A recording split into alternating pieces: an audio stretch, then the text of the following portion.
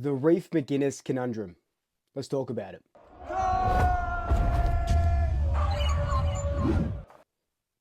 Just like a handful of players at the moment, Reef McGuinness is without a contract going into 2025 and going into one of the most probably important off-season trade slash drafting periods in recent Collingwood years because we are an old team. We know that. We talk about that all the time. We've got some good young talent that aren't contracted at the moment. We've got some talent that might seek elsewhere that are contracted, and Reef McGuinness is one of those players.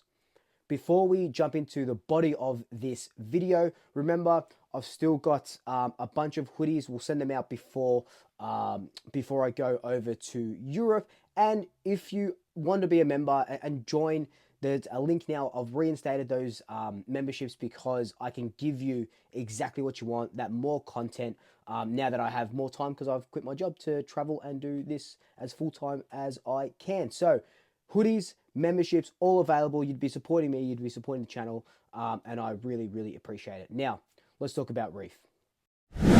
So much like his namesake, the Great Barrier Reef, there's a bit of a threat to his existence at the football club at the moment. Now, Reef, like I said at the top of this video, is uncontracted leading into this trade period, and he's been on the list for 4 years.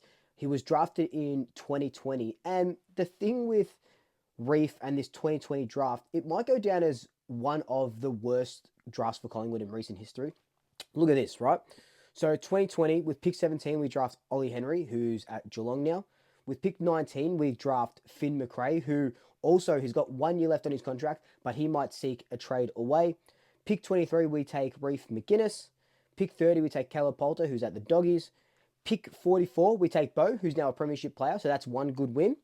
And then the rookie draft, we take Jack Ginnivan, who's a premiership player, and Isaac Chugg, who only played like 2 games. So out of all of those players, we might be only left with Bo McCreary on the list by the end of 2024.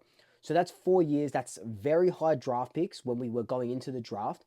And now we may not have most of these players, or all of these players except for Bo, in 2025. Now, Reef is a little bit of a weird one because he has threatened to fire when we need him, right? He's kicked 3 goals on 2 occasions this year. He's played 20 games across, the last few years, the last few seasons. But of those 20 games, 8 of those games, which is close to 50%, he's either been the sub or he's been subbed off. Now, Reef McGuinness is about 194 centimeters. He's very tall, was drafted as a mid forward, but doesn't really, in my opinion, have the tank to be that midfielder, sorry. He's not a key position player. He's not tall. Oh, he can be if he wants to be, but he's not a key position player. But he's a good third, fourth player in that sort of forward line. He's very smart around goal, opportunistic goals. He crumbs goals really well, and that's what you're seeing with those, couple of bags of 3 goals. He can pop up for a goal or so, which is really nice. He's kicked 19 goals, so he's averaging about 1 goal a game throughout his career, which is, serviceable for a player that hasn't played a lot of games and hasn't had a clear run at it. The knock that I have on Reef is that I think it's more of a knock on the system and the coaches, because Reef is one of those players, much like Ash Johnson, much like Finn, they need consistent first team football to sort of, if they're having a bad game, don't drop them or don't put them as the sub for the next game. Give them full time, give them a few games to see how they go. And Reef, like I said, he threatens that he could be this player that we need. He tackles really well. He leads really well. His marking could, he could have a little bit of, he could get a little bit better at that sort of marking sort of capability. But like I said, he's an opportunistic goal scorer. And when at one point we didn't have Myjack, we didn't have Dan McStay, and he was there abouts, but still playing in the VFL, played more games in the VFL than did in the AFL this year, finished in the VFL season as a defender, which is telling. I don't think that if he stays with us, I think it's a bit too late to change him into a defender. I do like him in the forward line. I like him off the wing as well. He's played a couple of VFL games on the wing, but again, his tank comes into question. For Collingwood's sake, I think he needs to stay, even if it's just a 1-year contract extension, to see what, if he can finally get his game back together. Because, let's face it, we're an old team. We need these young players staying in the team and coming through. And I want to see Reef get 5, 6, 7 games in a row in the AFL and seeing exactly what he could do. And then we make, a call on him. Because I fear that if Reef leaves, so if he goes to another club, he's going to excel at that club, whether it's like a North Melbourne, probably not the Doggies, but a club like that who needs that sort of mid-sized forward, or not that he's really mid-sized, but that third or fourth tall forward. He could do really well at the Roos, I reckon. But maybe even St Kilda, he could probably fit in with their sort of forward line.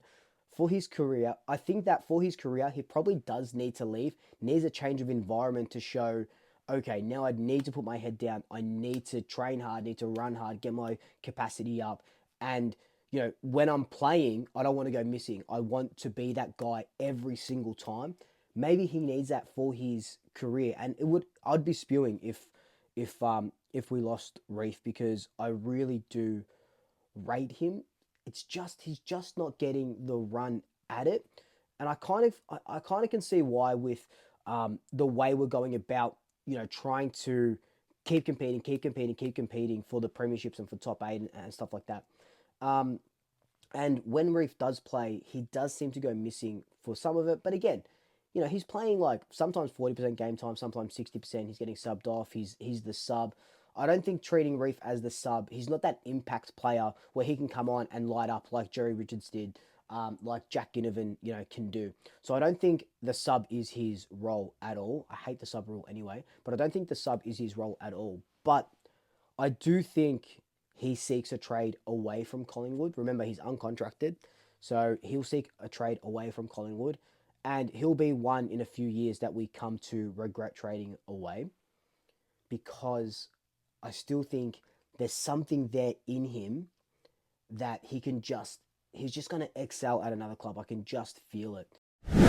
If he spends another year on the list, it'll be 5 years on the list without a good run at it. And if we look at his stats from this year, so he played rounds 3, 4, 5, and 7. So that's 3, 4, 5. That's 6 goals in those 4 rounds.